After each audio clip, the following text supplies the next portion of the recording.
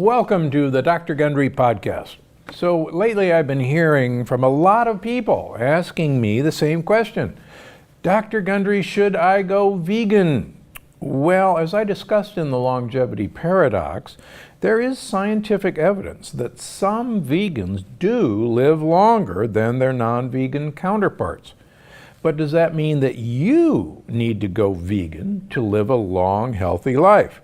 Well, on today's episode of the Dr. Gundry podcast, I'm going to try and answer that question. So stick around, because I'm also going to discuss the dangers of a vegan diet, how you can get the benefits of veganism without giving up your favorite foods, and why some of my least healthy patients, when they first see me, are actually the vegan ones. So stick around, you don't want to miss this one.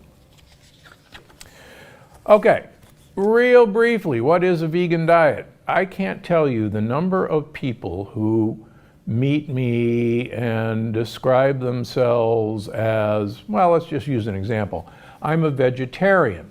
I only eat chicken and fish. Seriously, I hear this all the time. That's not a vegetarian. I'm a vegan. I only eat eggs and milk. No, that's not a vegan. That's a vegetarian who's a lacto-ovo-vegetarian. A pescatarian is someone who just eats fish as their source of animal protein. So a vegan forgoes all forms of animal protein, whether it's eggs, whether it's milk products, dairy, whether it's chicken, fish, meat in terms of beef. So that is a vegan. Okay, so why does cutting down on animal protein seem to have such big longevity benefits? Well, most of the research centers around something that I talk a lot about, but we're going to talk about it again. There is an energy sensing molecule called mTOR, little m, capital T, capital O, capital R, that's present as a sensor of how much energy is available for that organism. And originally we thought that mTOR was only in mammals. It turns out that mTOR is in all living things as far as we can tell, even little worms. And it senses not only the sugar available, but also protein available. And it's so sensitive that it's far more sensitive to certain amino acids. And most of those are the branched chain amino acids. Some people know them as BCAAs. And this is leucine, isoleucine. It's also sensitive to methionine, another amino acid that's very present in animal protein. And when it senses the building blocks of making cells, it tells the cell, hey, we got plenty of energy, let's make some more cells.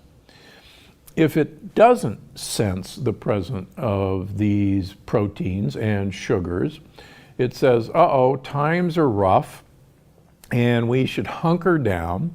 We should try to protect all of our essential workers and let everything else go by the wayside to try and stay alive until the next time food arrives. And quite frankly, your cells don't know from day to day when food's going to arrive normally. And just as a plug for the energy paradox, believe it or not, one of our problems in our society is that we are overfed and undernourished at the cellular level. So stay tuned for that. Okay, so back to mTOR. So we know that people who have mTOR that's highly stimulated will make a hormone called insulin-like growth factor. There's a very important word there, growth factor. And the other important word is insulin-like. It behaves like insulin. And insulin is also a growth hormone. So as I tell my patients, as we get older, I can assure you that there is nothing in us that we want to grow. And most cancers are incredibly stimulated by insulin-like growth factor as well as insulin. In fact, we measure IGF-1, insulin-like growth factor, in all of our patients every 3 to 6 months. And a high IGF-1 correlates, sadly, with the development of cancer. And a low IGF-1 correlates very well with longevity. In fact, if you look at patients, my patients and other people's patients in their late 90s, early 100s who are thriving, they run very low insulin-like growth factors, around 70 to 80. So you can have this test done, it can be measured. There's a little bit of lab variation I've noticed as we change labs in this day and age. But in general, a low IGF-1 is a good thing. So, getting back to mTOR. In general, plant proteins are fairly limited in terms of branched chain amino acids in methionine compared to animal proteins. So one of the theories of how plant-based diets improve longevity is that you're not stimulating mTOR and you will have a low IGF-1. And in fact, I see this all the time with my patients. They'll do an experiment for me and they will really cut back on animal proteins, and that includes cheeses, that includes eggs, that includes fish, that includes chicken. And their IGF-1s plummet. They'll drop 50 points depending on the time period compared to their last one. In fact, we just had one this week who had been running IGF-1s of 200, 170, had a scare because of a cancer, changed over to a vegetarian diet, my keto version, and the next time we measured their IGF-1, it was 70. Went from 200, 170 to 70. And that's how powerful the stimulating effect of animal protein is. Now, they also got rid of fruit in their diet. So 2 things stimulate mTOR. Certain amino acids more prevalent in animals, and sugars. And fruit sugar is one of the things that will stimulate mTOR. Okay, the other evidence comes from the blue zones. And I've written about this extensively in the longevity paradox. And the blue zones have wildly different diets. And just to recap, blue zones were defined by the journalist Dan Buckner as places with considerable longevity compared to other places in the world. And I happen to have lived in the blue zone, Loma Linda, California for much of my career. And I'm actually the only nutritionist who has ever lived and worked in a blue zone. And one of the unique factors of blue zones is not the commonality of their diets. They're wildly different. The Okinawans eat an 85% carbohydrate diet of sweet potatoes. The Sardinians use a liter of olive oil per week. So wildly different from high fat to low fat. But what all of these programs have is they have very limited animal protein in their diet. Do some of them have animal protein? Absolutely. But if you look at the Loma Linda data, and the Adventists of Loma Linda now have been studied for pretty much a 50-year study now. And one of my colleagues, Gary Frazier, has been studying these folks for as long as I've known him. And the vegans of the very long-lived Adventists are the longest living of the Adventists. Now they're followed by the vegetarians who are the lacto-ovo-vegetarians. They're followed by the cheaters, as they call them in the Adventist Society, who eat fish or chicken. And so they've shown and published very good results that for every small uptick of animal protein of any source in the Adventist diet, you see an increase in heart disease, you see an increase in cancer, and you see a decrease in longevity. Now that's, doggone it, that's really too bad. There's another factor that I think bears mentioning. It's controversial. We could have an hour-long debate with one of the carnivore MDs about this, but it was a chemical called TMAO that was discovered by the Cleveland Clinic a few years ago. And this chemical is made by gut bacteria metabolizing animal protein, primarily choline and carnitine, into a chemical called TMA, which is then transported to the liver, and it's then changed to TMAO. There's a great deal of literature, primarily from the Cleveland Clinic, that elevated TMAO levels correlate with severity of coronary artery disease, with severity of hypertension, with damage to blood vessels. And there's some pretty good papers showing a pretty strong correlation. Now, the Cleveland Clinic found that vegans do not, in general, have elevated levels of TMAO for two reasons. Number one, they lack a bacterial population that manufactures TMAO. And they even proved this by getting some vegans to actually eat animal protein. And they, in fact, did not generate TMAO. So there is a bacterial community, if you eat a vegan diet, that is protective from making TMAO. Now, to the Cleveland Clinic's credit, some of the researchers said, well, now wait a minute. The Mediterranean diet has a remarkably low coronary artery disease rate, and yet the Mediterranean diet has fish, it has eggs, it has cheeses, it has salamis, there's meat eating, what gives? So they found that there is a compound in some olive oils, balsamic vinegar, and in red wine that is called 3,3,1-dimethylbutanol that paralyzes the bacteria that make TMAO from animal protein. Doesn't kill them, but it paralyzes the enzyme systems.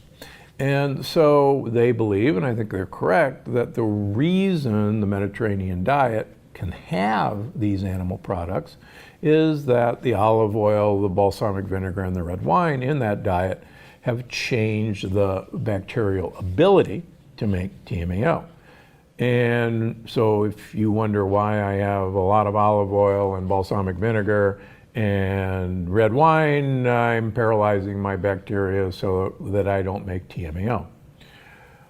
Okay, so far so good. Now, unfortunately, recently it was discovered that some deep water fish have TMAO already in their flesh.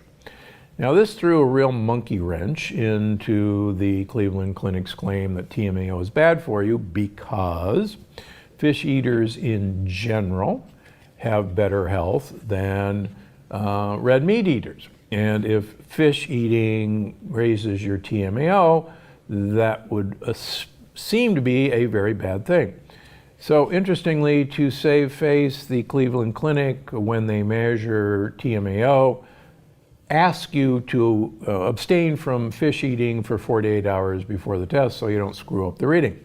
And as I tell my patients, well, if TMAO is bad for you and you're eating fish, wouldn't you want to know what your TMAO level is? So long story short is the jury is still out. There's a recent paper that suggests that TMAO may actually dilate blood vessels. So stay tuned. And by the way, I have 2 lifelong vegan patients in their 70s who have ungodly high TMAOs, and the Cleveland Clinic can't figure it out. We've tested them multiple times, and they are vegans with high TMAOs. So stay tuned. Are there other benefits to a plant-based diet? When you see the energy paradox, you're going to find out that We have a class of bugs that are really good bugs, I call them gut buddies, who absolutely positively love soluble fiber and fiber in most vegetables and in some fruits, that they convert into a host of incredibly important, what are called short chain fatty acids. The most famous one is butyrate. And as you're going to learn in the energy paradox, butyrate may be one of the most important compounds that you can possibly have and generate.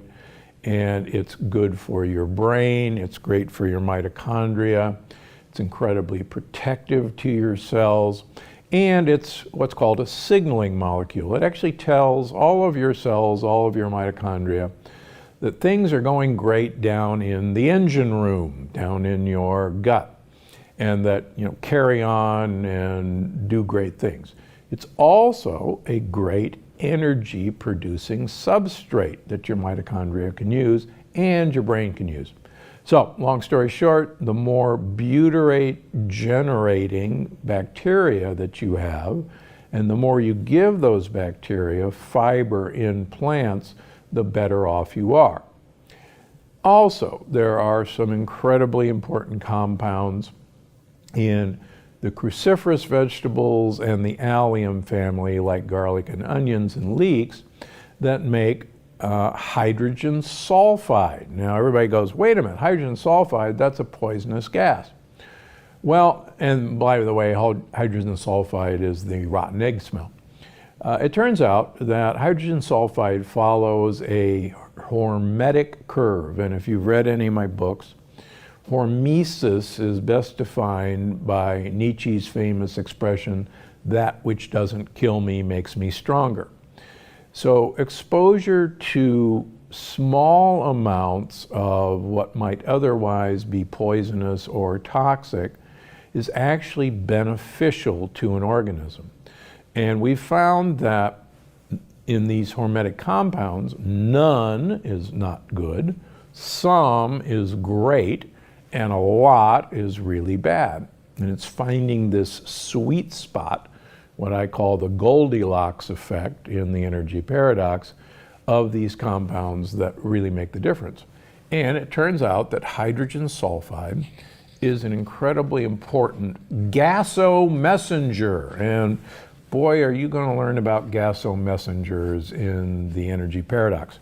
So lots of really, really good reasons to eat plants and plants that have soluble fiber. As many of you have heard, the chicory family is one of the best sources of soluble fiber you can get. I happen to have my artichoke socks on today. If you're watching on video, artichokes are a phenomenal source of soluble fiber. I've got my carrot tie on today, and raw carrots are actually another great source of fiber. Please don't cook them because the sugar comes out. Okay, next question. Okay, this is a great question. So if vegan diets are so beneficial, why isn't everyone a vegan, including most of our ancestors? So that's another really great question. Let me give you, I've talked about this personal example. My wife and I were raw vegans for 9 months. I can tell you that I think both of us had the best health we ever had in our lives, but it was virtually impossible to sustain. And in fact, almost all raw vegan chefs, and I know a lot of them, eventually stop being raw vegan chefs. Multiple reasons. Number one, I travel a lot up until COVID-19, and getting off a plane, renting a car, going to a grocery store or a health food store and buying bags and bags of lettuces and vegetables and carrying them to my hotel room and praying there was a refrigerator is a pain in the neck. Finding a raw vegan restaurant is pretty hard to do. They do exist. So it's just very impractical. Number two, you have to eat a huge amount of plant material to maintain your weight. And this is something that gorillas know. Gorillas eat 16 pounds of leaves every day. And I challenge you to eat 16 pounds of leaves every day. You will be eating all day like a gorilla, and that's absolutely not practical. The other thing that vegans resort to is they unfortunately eat large amounts of highly processed foods that are plant-based but are pure sugar, and they unfortunately suffer the consequences. The other things that vegans rely on is a heavily grain-based diet and a heavily legume-based diet. Somewhere, someone got the idea that we can't get all the amino acids we need without adding legumes to our diet. We can meet all of our amino acid requirements without adding rice or wheat or legumes to our diet. There's plenty of other sources. There are nutrient deficiencies that we see in my vegan population that has been documented before. B12 is not readily available. We have to manufacture it from precursors by mostly our gut bacteria, and vegans do a horrible job of manufacturing vitamin B12. So in general, vegans have to supplement with methylcobalamin to have an adequate B12. Choline. Choline is present in eggs. Most people think of eggs as a great source of choline. Choline is an incredibly important phospholipid that manufactures one of the most important communication chemicals in our brain called acetylcholine. And most of you know about acetylcholinesterase inhibitors, which are used in treatment for dementia, among other things. But choline is incredibly important for brain communication. And in general, vegans have very low levels and very low intake of choline. Recently, it's been discovered that vegans have very low levels of creatine. Now, many people know creatine from the bodybuilding lore. Creatine increases muscle bulk, but creatine is also an incredibly important component of the brain. And there have been very good studies that show that vegans have very low levels of creatine in their brain, and creatine supplementation in vegans will restore those levels to normal. And I think it's one of the not well-known consequences in brain health in vegans. Now, speaking of brain health, most vegans are under the mistaken impression that they can get their omega-3 fats from, for instance, flaxseed oil, which is an omega-3 fat. And they will manufacture the essential long-chain omega-3 fats from the short-chain omega-3 fat that's in flaxseed oil, which is alpha-linoleic acid. Unfortunately, we have a horrible, horrible system for combining short-chain omega-3 fats into long-chain omega-3 fats. And that efficiency is only about 5%. And when I first see my vegan patients and measure their EPA levels and their DHA levels, they're woefully inadequate. In fact, almost all vegans that I see who eat a ton of flax seeds, drink flaxseed oil, take flaxseed oil capsules, do not have an adequate omega-3 index. Now, I've talked about this in the longevity paradox. Our brain is about 70% fat, and half of the fat in our brain is DHA, that long-chain omega-3 fat. If you look at people omega-3 index, which looks at 2 months of EPA and DHA in our blood, people as they age who have the lowest omega-3 index, and I'm talking to you vegans, have the smallest brains, the most shrunken brains, and the smallest areas of memory, the hippocampus. And people who have the highest omega-3 index have the largest brains and the largest areas of memory. So what do? Well, the good news is there is now algae-based DHA and even algae-based EPA available. So there's actually no excuse not to get adequate levels of DHA in you, even if you are a vegan. So my recommendation is to try and get 1,000 milligrams of DHA per day. And it's easy to do with capsules. You'll read the label. The milligram on the front doesn't tell you what the DHA is. You got to look on the back. So get 1,000 milligrams. And stay tuned, because I've been doing some exciting research about another long chain omega-3 called DPA, and we'll be having an exciting announcement about DPA very shortly.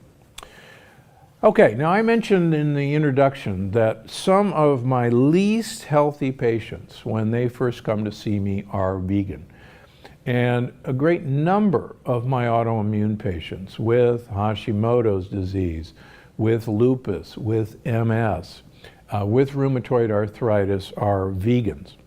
Now, hold on, vegans who are listening to me, let me explain why. Most of these people who see me have a reliance on a lectin-heavy diet, which includes whole grains, which includes legumes, which includes cashews and peanuts and quinoa. And a great number of them are gluten-free because they're convinced that gluten is a problem, but they're not lectin-free. And in March, I published a paper at the American Heart Association looking at people who were already on a gluten-free diet with leaky gut, who, when we put them on a lectin-free diet and removed these other troublesome lectin-containing foods from their diet, they not only sealed their gut, but their autoimmune disease regressed. And I can't tell you how mischievous some of these compounds are. Just this week, we found another person who was having cashew butter, cashew milk, had Hashimoto's, was gluten-free, and lo and behold, in 3 months' time, when we got rid of all the wonderful cashew products, lo and behold, the Hashimoto's resolved. Same thing with this craze with oat milk. I got news for you. There's lectins in oats that cross-react with gluten, and your body can't tell the difference. As I said before, 70% of people who are gluten intolerant or actually celiac react to corn as if it is gluten. And corn is in so many gluten-free foods, and I can't tell you how many of my vegan patients live on corn chips and popcorn and corn tortillas. Please, these are not health foods. And you can claim that your ancestors ate them, but almost all of us in America, and in the world for matter, are not from the Americas, where corn is from.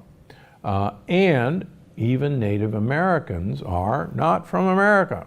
You're Asian, so none of us were exposed to this. Okay, now if you're already a vegan, don't worry. There's plenty of ways to get healthy nutrients into your body without switching diets. Here's what I recommend. Try to get all the grains out of your diet. If you're going to use legumes, if you're going to eat beans, get a pressure cooker. My latest cookbook, the Plant Paradox Family Cookbook, is devoted to using a pressure cooker, an Instapot, for making your meals. It's quick, easy, you can feed your family. Don't have enough time? Get yourself Eden brand beans. They are pressure cooked and they have a BPA-free can. Believe it or not, this week, once again, I had beans and mushrooms every night, and I want to repeat that again. During the week, I generally eat a vegan diet, both my wife and I do.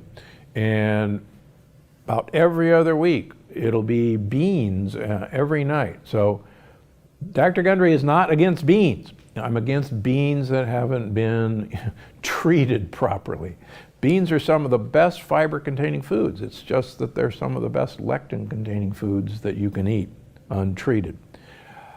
Tempeh is a great choice. It's fermented soy, but I'll tell you, when I wrote The Plant Paradox, tempeh was pretty available without added grains.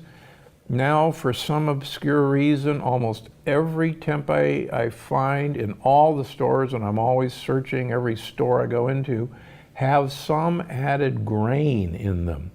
So please be careful. If you can only find one with a grain, find the one with white rice. That's going to be the safest of a bunch of bad choices.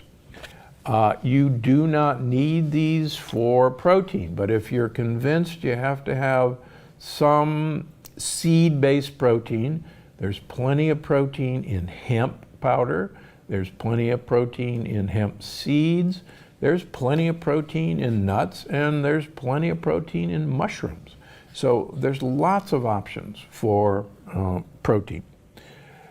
If you're a vegan, please, please, please get yourself some methylcobalamin, put it under your tongue sublingually, and please get algae-based DHA. Do your brain a favor. And I would highly recommend getting a creatine supplement. There are vegan sources of creatine. You won't break the rules by taking creatine. Okay, now I promised in the beginning there is a way to get all the benefits of a vegan diet without being a vegan. And I've written about this in The Plant Paradox, in The Longevity Paradox. I've done an entire podcast lecture on this. And if you really want more details, go to podcast episode number 104, all about the fasting mimicking diet, the vegan fasting mimicking diet. Now, this diet and this research was done by my colleague and friend, Dr. Walter Longo from the USC Longevity Gerontology Center.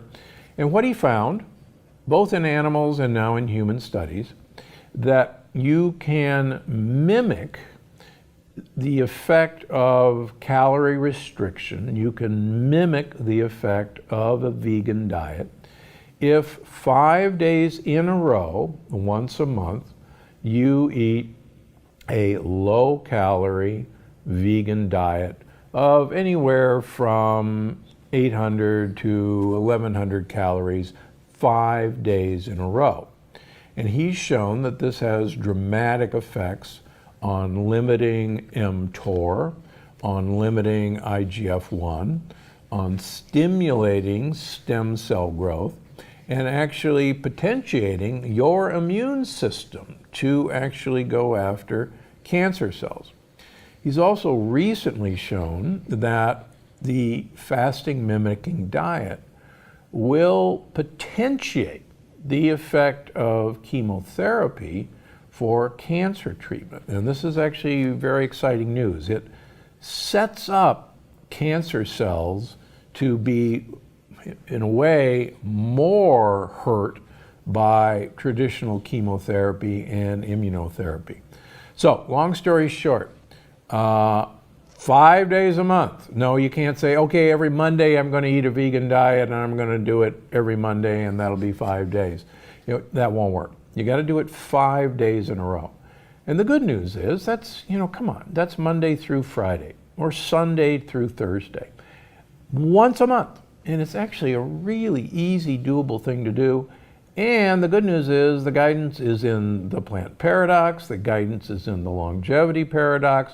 We got the meal plan for you. They're easy to do. And what an easy way to be a pseudo-vegan and reap the benefits of veganism without the difficulty, let's put it that way.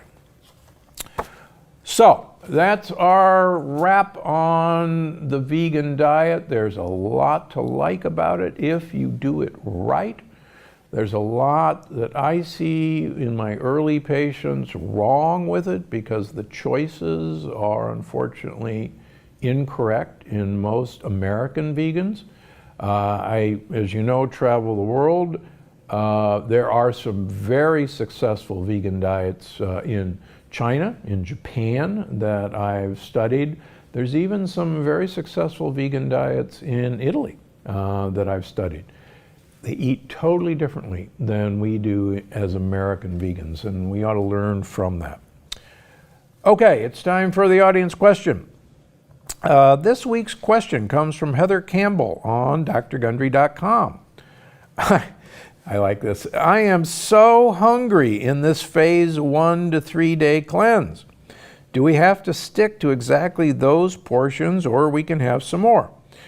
Well, actually, if you read the fine print, it says that here's some snack options for when you really get hungry. But as you're going to learn in the energy paradox, and as I tell all of my patients, particularly early on in these programs, I want you to embrace the hunger. We actually have been conditioned that if we are hungry, there is something horribly wrong. And I can tell you from the energy paradox that hunger is one of the most useful things that's actually been taken away from us because big food companies have brainwashed us into thinking that hunger, even a little stomach growling, is something to be avoided at all costs. And I assure you our ancestors were hungry. And we're hungry for a great deal of time. And it actually helped them survive, and you're going to find out you're going to get more energy by embracing the hunger than feeding yourself during those times. And you're going to be shocked for why that is. So, if you just can't make it through, as I told you before, nuts are still one of the best ways to get through this period. Have a half an avocado. It'll work great for you. Make yourself a small salad. Have some crudities. There's lots of options, and they're actually in that part of the book. So embrace the hunger, and you'll get through the 3 days. Okay, now it's time for the review of the week. This week's review of the week comes from Heather Carlsberg on YouTube, who writes, I am so beyond grateful and appreciative for you, Dr. Gundry! Exclamation marks. The information you provide and share consistently and freely is phenomenal, life-changing, and health-transforming. So appreciative for you, and I tell everyone I know and new people I connect with all about your work, the plant paradox, and all your Dr. Gundry YouTube videos. Well, thank you very much, Heather. That's why we do this. That's why I take time out of my busy patient schedule to make time for you. Because, as you know, I'm Dr. Gundry, and I'm always looking out for you, Heather, and everybody else. That's it for today. See you next week.